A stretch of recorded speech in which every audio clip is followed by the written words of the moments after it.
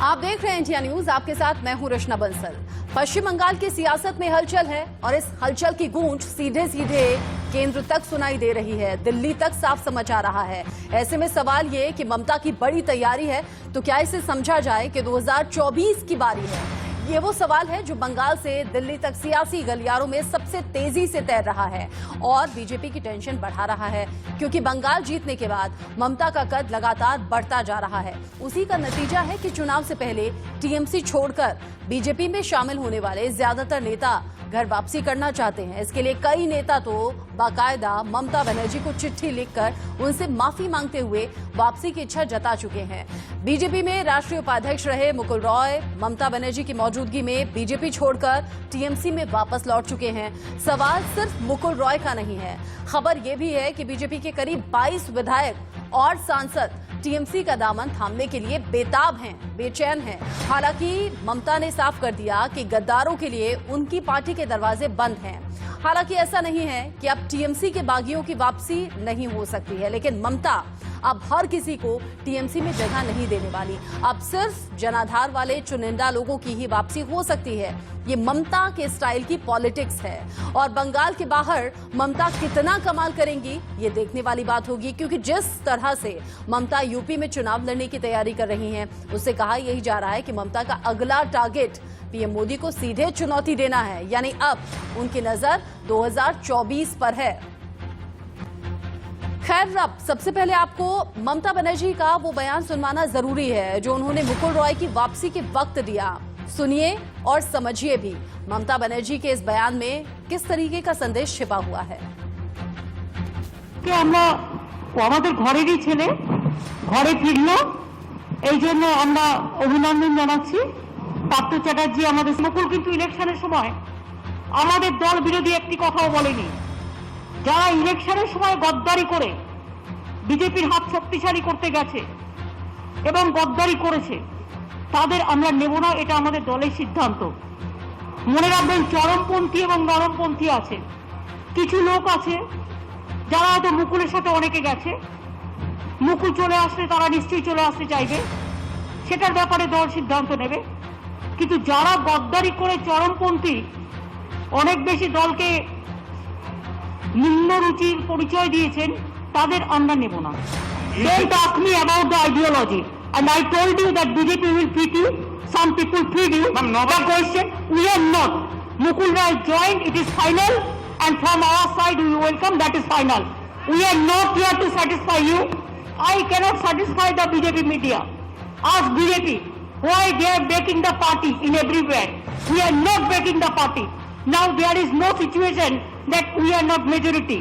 It is not that situation like BJP. What BJP do, we don't do it. 4 साल पहले ममता बनर्जी की party Trinamool Congress छोड़कर BJP में गए मुकुल रॉय की घर वापसी हो गई है। कोलकाता में टीएमसी के पार्टी दफ्तर में मुकुल रॉय ने ममता बनर्जी की मौजूदगी में टीएमसी में वापसी की। ये 2 तस्वीरें उसी दौरान की हैं।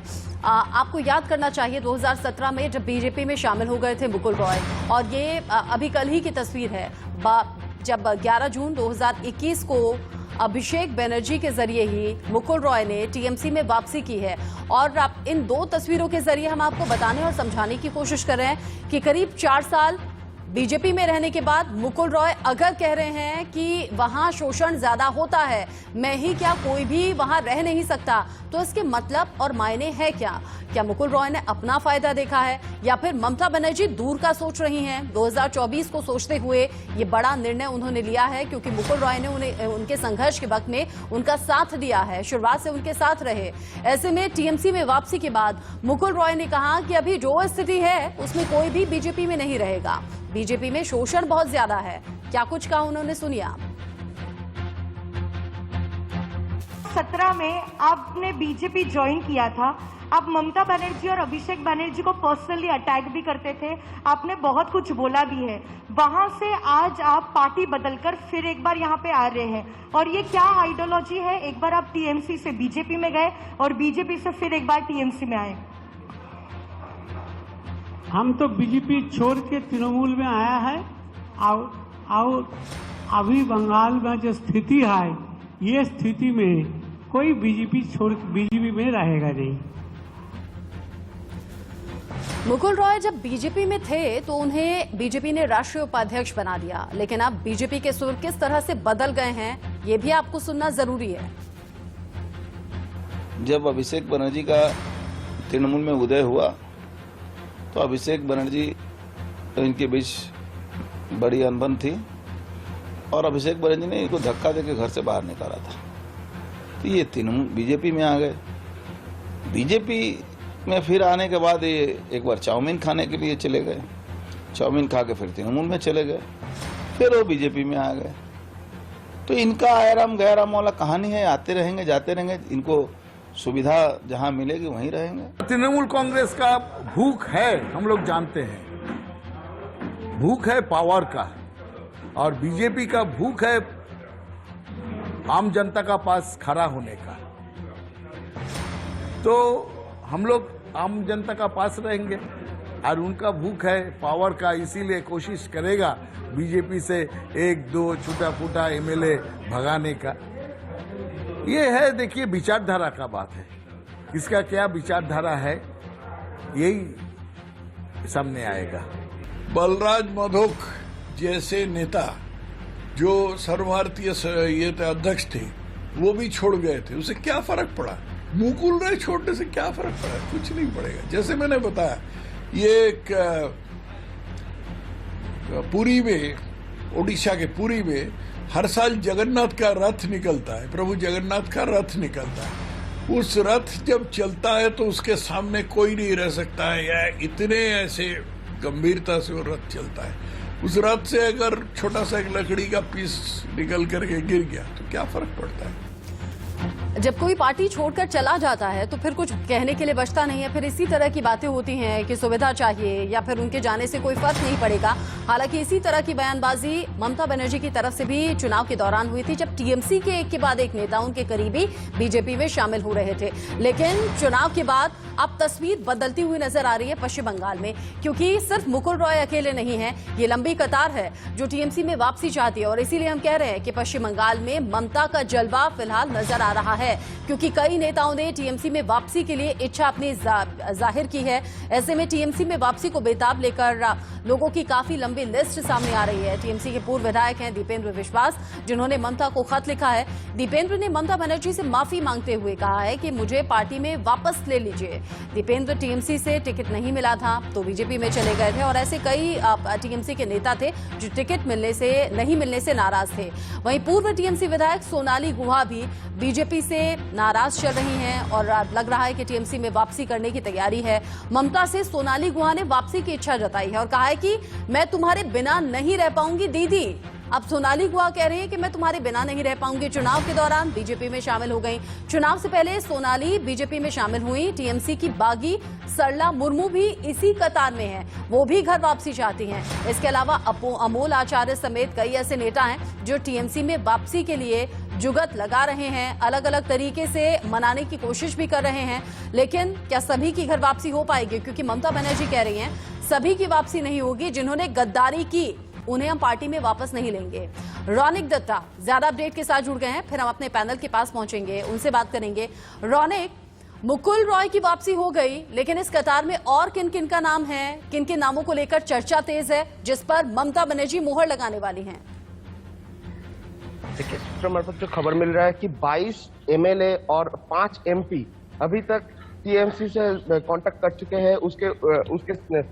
उस नाम में, उसका नाम का लिस्ट में गाजी बंदोपाध्याय, सोनाली गुहा, सब्यसाची दत्त के जैसा जो टॉप लीडर्स है वो टॉप लीडर्स भी है। ऐसा ही सूत्र मार्फत जो खबर मिल रहा है कि कुछ दिन पहले ही सब्यसाची दत्त, मुकुल रॉय और शुभ्रांशु रॉय के साथ अभिषेक बंदोपाध्याय का बातचीत हुआ था। उसके बाद ही मुकुल रॉय डिसाइड किया कि वो फिर से टीएमसी ज्वाइन करेंगे।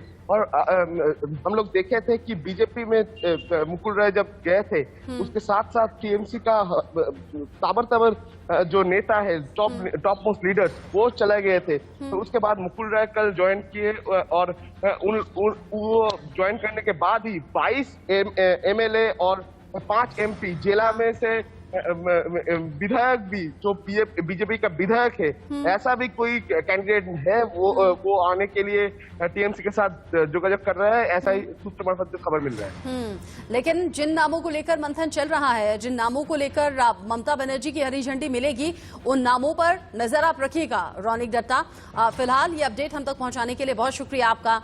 तो बंगाल की राजनीति में उथल पुथल बहुत ज्यादा मची हुई है और कहा यह जाता है, जो एक्सपर्ट हैं, जो जानकार हैं, वो ये कहते हैं कि बंगाल में अगर कोई राजनेता है और वो सत्ता में नहीं है तो फिर उसका सर्वाइवल मुश्किल हो जाता है। इसीलिए अब टीएमसी में वापसी सभी वो नेता कर रहे हैं जिन्होंने चुनाव के वक्त बीजेपी की सदस्यता ली थी, बीजेपी में शामिल हो गए थे। लेकिन ममता बनर्जी कह रही हैं जो गद्दारी करके गया उन्हें दोबारा पार्टी में मौका नहीं मिलेगा। मुकुल रॉय को लेकर ममता बनर्जी की राय ये थी कि उन्हें डराया गया, धमकाया गया, दबाव के चलते बीजेपी में ले गए और अब मुकुल रॉय वापस आ गए हैं। ममता बनर्जी कह रही हैं कि अच्छा लड़का है, मुकुल रॉय कह रहे हैं पार्टी में वापसी के बाद अच्छा लग रहा है। लेकिन हमारे पैनलिस्ट क्या कह रहे हैं ये जानना जरूरी है। सूर्य कुमार मैथिल साहब जुड़ गए हमारे साथ, बीजेपी के नेता हैं। बादल देवनाथ जी हैं टीएमसी के नेता। दीपक झा हैं, राजनीतिक विश्लेषक के तौर पर हमारे साथ जुड़े हुए हैं। और सतीश के सिंह हमारे साथ हैं, वरिष्ठ पत्रकार। सभी की राय बहुत ज्यादा जरूरी रहेगी क्योंकि खबर बड़ी है। और सूर्य कुमार मैथिल जी, सबसे पहले शुरुआत आप ही के साथ करते हुए, ये क्या हो गया? मुकुल रॉय कह रहे हैं कि मैं क्या, कोई भी नेता बीजेपी में रह नहीं सकता, शोषण बहुत ज्यादा है। ये कैसा शोषण है? जी, मैंने अभी आपका पूरा वक्तव्य सुना और उसके बाद मैं आपको बताना चाहूंगा कि हम, हेलो जी, आवाज आ रही है मेरी मैम? आवाज आ रही है, आप बोलिए। खत का मजमून भांप लेते हैं लिफाफा देखकर, मेरी इंसानियत और जहनियत व खैरियत तो है। क्या है ना कि आपने तो अपने नजरिए से देख लिया खत का मजमून, लेकिन मैं आपको बताना चाहता हूं कि क्या कहा टीएमसी में जो अभी गए हैं मुकुल राय जी, उन्होंने कहा कि जो बंगाल की स्थिति है वर्तमान में, राजनीतिक स्थिति, वहां पर कोई भी भारतीय जनता पार्टी में रह नहीं पाएगा। उसका क्या रीजन है? उसका रीजन ये नहीं है कि वहां पे भाजपा में शोषण हो रहा है, भाजपा तो सत्ता में नहीं है, वहां पे किस प्रकार का शोषण होगा? वहां तो सेवा कार्य कर रहे हैं, हम सभी लोग जनता के लिए काम कर रहे हैं। वहां पर जब चुनावों के बाद 38 हमारे भाजपा कार्यकर्ताओं की हत्या हो जाती है, राजनीतिक हत्या, कई भाजपा महिला नेताओं, महिला नेत्रियों के संग बलात्कार होता है, गैंगरेप हो रहा है। उसके बाद मजबूरी में जब वहां की कानून व्यवस्था जो है इस बुरे हालात में है कि राज्यपाल जी जब वहां पर पीड़ितों से मिलने नहीं जा पा रहे हैं, वहां पर जाने पे उनका विरोध हो रहा है, राज्यपाल जी का विरोध तक हो रहा है, जो मुखिया होते हैं, संवैधानिक मुखिया राज्य के, वहां पर स्थिति इतनी बुरी है। और वहां पर जब इस प्रकार की ये बात मुकुल राय जी करते हैं तो उनकी बात को आप इस तरह भी समझ सकते हैं कि वहां पर उनको डराया जा रहा है, धमकाया जा रहा है, भाजपा के लोगों को डराया धमकाया जा रहा है। यही कारण है कि इस प्रकार से मुकुल राय जी वहां चले गए। और दूसरी बात मैं आपको बताना चाहता हूं कि मुकुल राय जी चले गए या और 2-4 लोग अगर चले जाएंगे तो भारतीय जनता पार्टी को फर्क नहीं पड़ेगा, क्योंकि भारतीय जनता पार्टी के साथ पूरे पश्चिम बंगाल के 2.5 करोड़ मतदाता है, 2.5 करोड़ मतदाता है, 39% वोट शेयर है। जो मतलब आप जान गए हैं कि अकेले मुकुल रॉय नहीं है, इस कतार में अभी और नाम शामिल होंगे, इसीलिए आप कह रहे हैं कि 2-4 और चले जाएं तो फर्क नहीं पड़ेगा।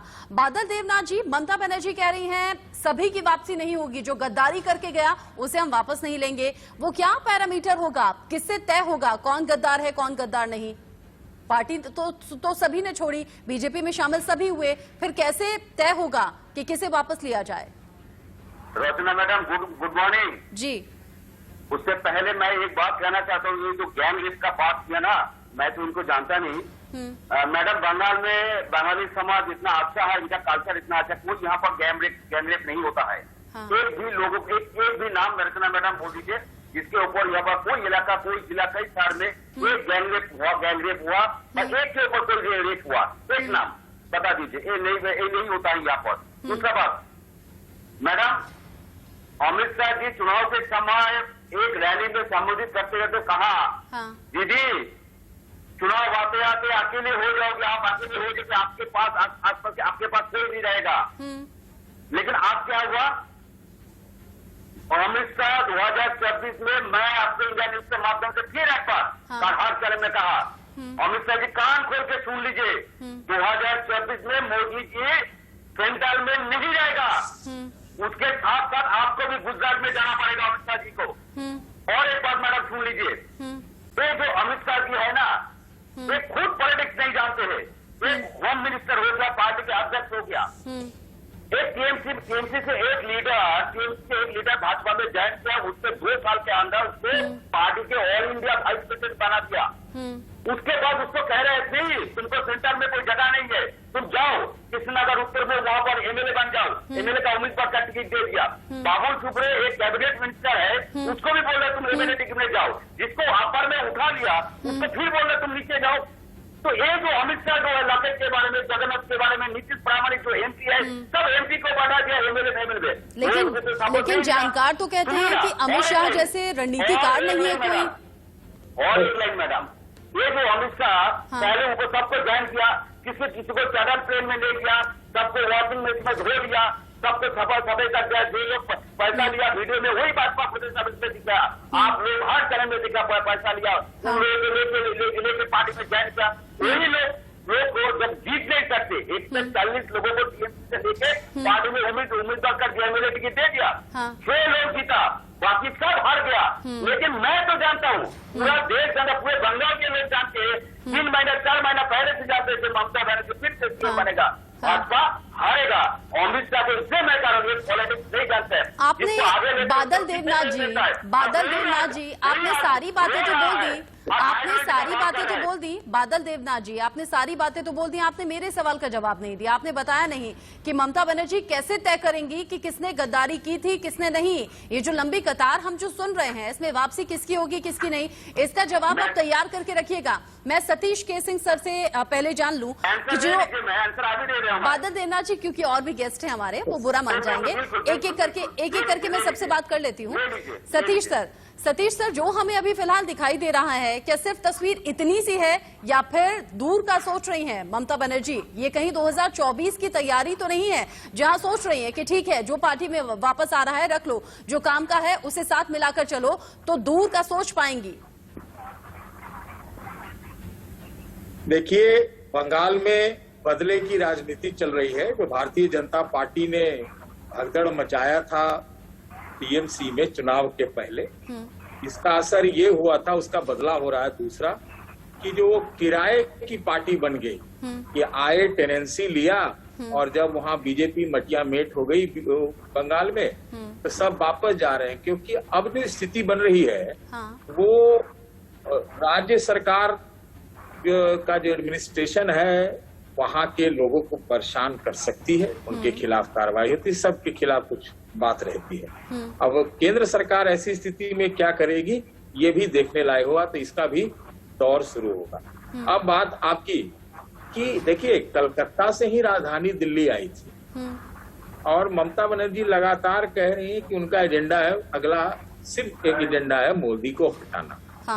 लेकिन मेरा दूसरा टेक है, वो तो भगदड़ मचाएंगे ही, लेकिन आप ये समझ लीजिए, लेट सवेर, ध्यान रखिए ये जो मैं आपके चैनल पे बोल रहा हूँ जी, लेट सवेर भारतीय जनता पार्टी और ममता बनर्जी में कुछ न कुछ एडजस्टमेंट होगा, युद्ध विराम होगा। अच्छा। और अगर मान लीजिए कि ममता बनर्जी 24 का दावेदारी पेश करती हैं, कौन लोग उनको समर्थन करेंगे विपक्षी खेमे से, तो वैसे में ममता बनर्जी से अगर युद्ध विराम हो जाए तो उनका कैंडिडेचर भी 24 के लिए भारतीय जनता पार्टी के हित में जाता है। क्योंकि कई और दावेदार हैं, केजरीवाल हैं, राहुल गांधी हैं, एक आध और हो सकते हैं। तो यहाँ तक बात आ रही है और अभी धूम धड़ाका चलेगा। उतना धूम धड़ाका जो शुरुआत हुई थी चुनाव के हार के बाद, चुनाव में जीत के बाद, उतना अब नहीं है। हत्याएं और ये सब जो वायलेंस वगैरह था वो कम हो गया है। अब ये भगदड़ की का फेज चल रहा है। तो ममता बनर्जी भगदड़ मचाएंगी, बदला होगा। और पहले भी बीजेपी के साथ रही है। सतीश जी, आप ठीक कह रहे हैं, हिंसा की घटनाएं तो कम हो गई हैं, लेकिन तल्खी अभी भी कम नहीं हुई। ये जो 36 का आंकड़ा है ममता और केंद्र के बीच में, वो तो अभी भी बना हुआ है। आप बड़ी इंटरेस्टिंग बात कह रहे हैं कि 2024 आते आते ये मनमुटाव खत्म होगा, बीजेपी और ममता हाथ मिलाते हुए कैसे नजर आएंगे सर? मतलब संभावनाएं आपको क्या लग रही है? देखिए, आप लोगों की जानकारी के लिए मैं बता दूं हाँ। कि 2016 के चुनाव के आसपास कुछ टीएमसी और भारतीय जनता पार्टी में एडजस्टमेंट हुआ था। आपको याद होगा उड़ीसा में बीजू पटनायक के ये नवीन पटनायक के खिलाफ भी भारतीय जनता पार्टी ने मतलब एक आक्रमणकारी रुख अपना लिया था, लेकिन एक एडजस्टमेंट हो गया। उसके बाद लगता है जैसे बीजेपी ने उड़ीसा के सरकार में या उड़ीसा असेंबली में अपना दावा ही छोड़ दिया। बीजेपी की नजर मुख्य रूप से इस वक्त दिल्ली पे है, और मुझे तो लग रहा है 21 में ही 24 का चुनाव शुरू हो गया। तो आप देखिए ना उत्तर प्रदेश में क्या हो रहा है, महाराष्ट्र में नए गुल क्या खिलाए जा रहे हैं, तो उसका भी लेना देना बंगाल से होगा। तो मैं इस दृष्टि से कोशिश कर रहा हूँ कुछ दूरदृष्टि लाने की। अच्छा, और चूंकि राजनीति तो ऐसी चीज है जहां कुछ भी कभी भी हो सकता है, और हर संभावना के लिए लगता है कि उसमें कुछ ना कुछ पॉसिबिलिटी रहती है। दीपक झा, पश्चिम बंगाल में जो कुछ हो रहा है उसे आप कैसे देख रहे हैं? क्या इसे 2024 की तैयारी देखें, बीजेपी में बढ़ता हुआ असंतोष देखें? बीजेपी ने जो बड़े बड़े दावे किए उसमें पार्टी फेल हो गई, इसीलिए टीएमसी में अपना स्वार्थ साबित करने के लिए, साधने के लिए टीएमसी नेता वापस हो रहे हैं, या कोई और वजह है? रचना जी, बहुत ही सुंदर और सटीक विश्लेषण अभी सतीश जी ने किया था कि एक किराए की पार्टी है। मैं एक कदम इससे और आगे जाके बोलूंगा कि भारतीय जनता पार्टी जो मुगल कालीन आक्रांता थे, जिस तरह से हमारे देश में आते थे और आक्रमण करके कब्जा कर लेते थे, भारतीय जनता पार्टी कुछ उसी तरीके से मुगल कालीन आक्रांताओं की तरह है कि जाते हैं राज्यों में, दूसरी पार्टी के ऊपर अटैक करते हैं, उनके नेताओं को डराते धमकाते हैं और अपनी पार्टी में जोड़ लेते हैं चुनाव से पहले। फिर चुनाव में जाते हैं, चुनाव जीतते हैं तो ठीक है, चुनाव हार गए तो कोई बात नहीं। तो इनका चरित्र आप देखेंगे, बेंगलोर से लेके मध्य प्रदेश से लेके राजस्थान तक अभी वो तांडव इनका भाजपा का जारी है इस तरीके से। तो इनकी पार्टियों में मैं आज बता रहा हूँ 150 सांसद जो हैं भाजपा के, आज वो अन्य पार्टियों की पृष्ठभूमि से हैं। तो कुछ को आपने सीबीआई से डराया, कुछ को आपने ईडी से डराया, कुछ को आपने धन बल से, छल बल से खरीद लिया, क्योंकि राजनीति है, मोह माया सब जगह सर्वत्र व्याप्त है, तो लोगों को सत्ता चाहिए। तो इस तरह से एक मायावी असुर की तरह भाजपा पूरे देश पे एक राष्ट्रवाद का सहारा लेके, धर्म का सहारा लेके, जाति का सहारा लेके, लोगों की भावनाओं के साथ कि भैया देखो हमें इस देश के सबसे बड़े धर्म के रक्षक है, हमें इस देश के सबसे बड़े भारत माता की रक्षक है। आप भी बताइए कि भारत माता की रक्षा पिछले 60 सालों से 70 सालों से चली आ रही है। निर्विरोध रूप से सीमाओं पे हमारे सुरक्षा कर्मी तैनात हैं, देश के अंदर सारे नेता लोग हैं, पत्रकार लोग हैं, सब निर्बाध रूप से। लेकिन अचानक से जो बुलबुला फूटा था, तो ये अभी देखिएगा, अभी भाजपा में शुरुआत हो चुकी है। कहते हैं ना, जब जहाज डूबता है तो एक सुरागी काफी है। तो अभी भाजपा डूबती हुई नाव है। 2024 आते आते भाजपा का जो आपने भी कह दिया, वो आपने भी कह दिया कि डूबती हुई नैया है। ओम प्रकाश राजभर कल ही कह रहे थे कि बीजेपी डूबती हुई नैया है, लेकिन हम ये पूछ रहे हैं कि ऐसा क्या हो गया? मुकुल रॉय जो चुनाव प्रचार में बढ़ चढ़कर हिस्सा ले रहे थे, सभी चुनावी रैलियों में लगभग नजर आ रहे थे, ऐसा क्या हो गया कि प्रधानमंत्री ने फोन किया, 10 मिनट बात की, लेकिन मुकुल रॉय को मना नहीं पाए? ऐसा क्या हुआ कि अब मुकुल रॉय के पीछे पीछे कई टीएमसी के विधायक और सांसद टीएमसी में वापसी का रास्ता तलाशने और खोजने में जुटे हुए हैं? इन सभी सवालों का जवाब सूर्य कुमार मैथिल से हम लेंगे। एक छोटे से ब्रेक का वक्त यहां पर हो गया है, जल्द लौट रहे हैं।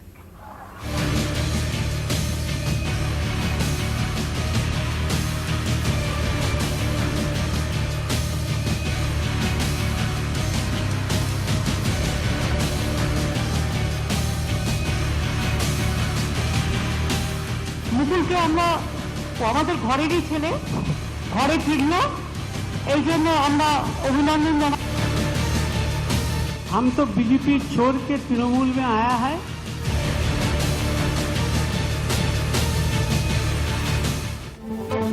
पश्चिम बंगाल में चुनाव के दौरान हमने कई रंग देखे, बदलती हुई लॉयल्टी भी देखी जो पल पल में बदल रही थी, और कैसे नेता एक पार्टी से छोड़कर दूसरी पार्टी में शामिल हो रहे थे। लेकिन अब पश्चिम बंगाल में टीएमसी जीत के बाद बीजेपी में बहुत सी खबरें हैं। बीजेपी में खबरें असंतोष की हैं, बीजेपी में खबरें शोषण की हैं, और बीजेपी में खबर है कि भेदभाव भी लोगों के साथ हो रहा है। और मुकुल रॉय की घर वापसी के बाद जो लंबी कतार है, जो टीएमसी में वापसी चाहते हैं, उनको लेकर हम सवाल अब सूर्य कुमार मैथिल जी से ही करेंगे। सूर्य कुमार मैथिल जी, आप कह रहे हैं कि मुकुल रॉय क्या 2-4 और अगर लीडर चले जाएं तो उनसे फर्क नहीं पड़ेगा, लेकिन अंदर की खबर यह भी है कि मुकुल रॉय नाराज थे शुभेंदु अधिकारी के बढ़ते हुए कद से। उन्हें लग रहा था भेदभाव उनके साथ हो रहा है, जबकि किसी जमाने में नंबर 2 रहे थे वो टीएमसी में। रचना जी, आपके सभी सवालों को मैं जवाब दूंगा, लेकिन उससे पहले दीपक झा जी बहुत सारी बातें कर रहे थे कि मुगलों की तरह हम आ जाते हैं और गुंडागर्दी करते हैं, तोड़फोड़ करते हैं। तो मैं बता दूं कि संविधान की हत्या करने वाली पार्टी जिसके राज में 91 बार राष्ट्रपति शासन लगा हो और लोकतांत्रिक सरकारों को बर्खास्त कर दिया गया हो, देश में आपातकाल लगा हो, ऐसी पार्टी के लोग जो आज क्षेत्रीय दल की भी स्थिति में नहीं है और वो बंगाल पे बड़ी बड़ी बातें कर रहे हैं, जहां पर कि बंगाल में उनका नाम लेवा और पानी लेवा भी।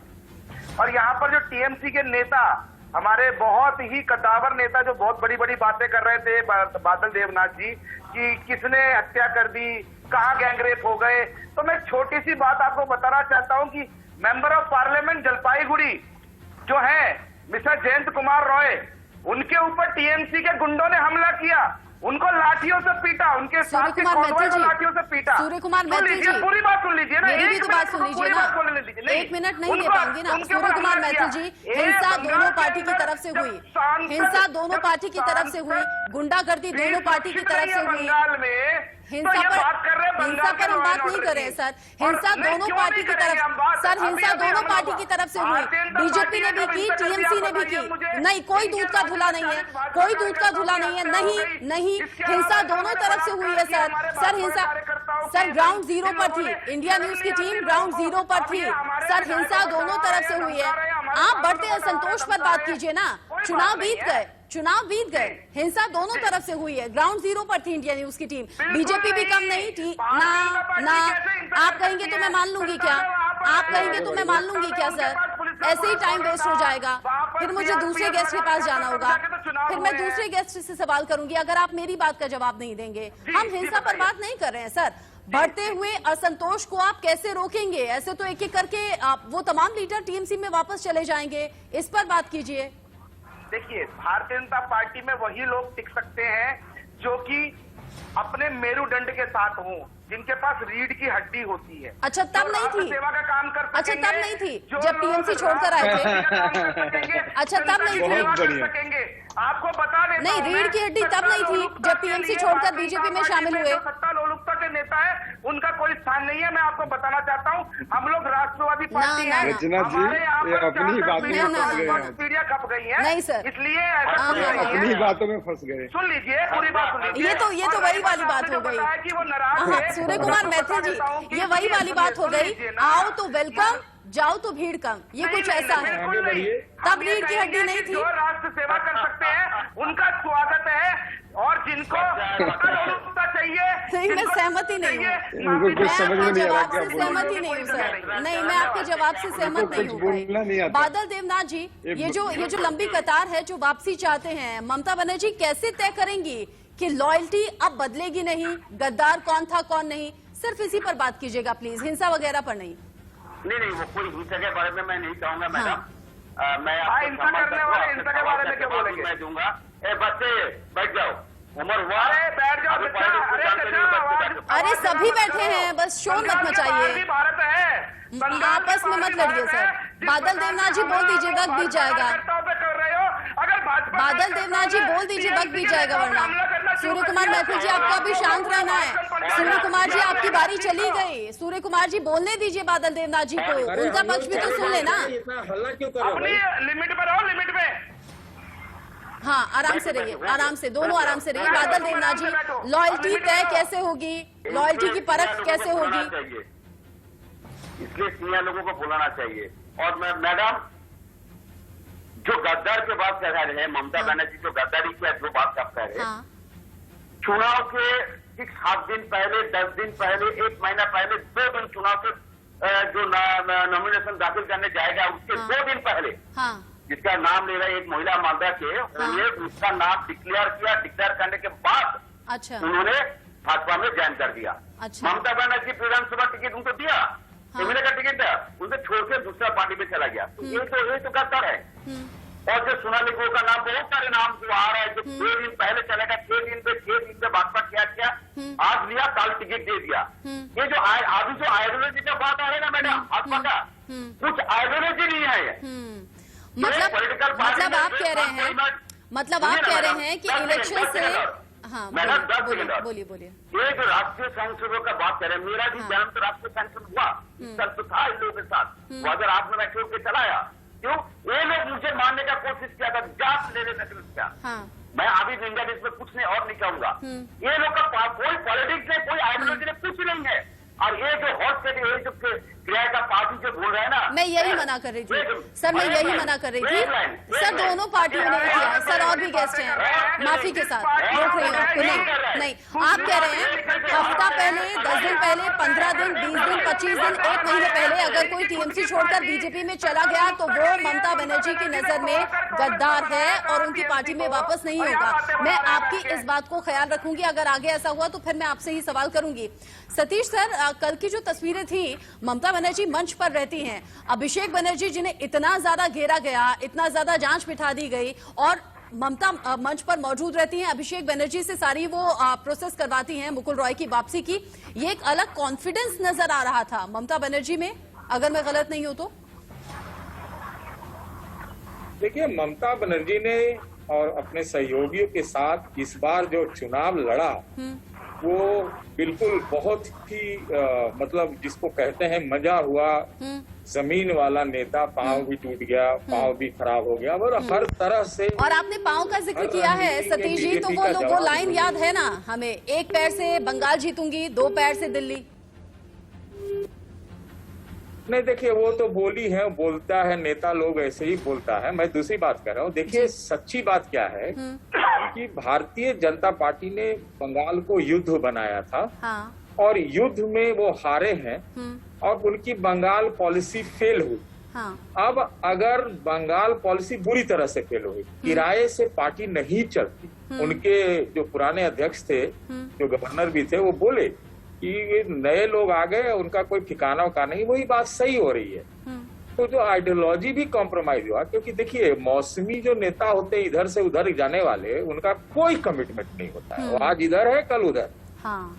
तो हमको क्या लगता है कि भारतीय जनता पार्टी का विश्लेषण ये करना चाहिए कि उनकी आइडियोलॉजी राष्ट्रवादी जो भी है उसी पर रहे, और अपने लॉयल नेताओं के साथ रहे। 1-2 केसेस होते हैं इधर से उधर से आते रहे, वो ठीक है।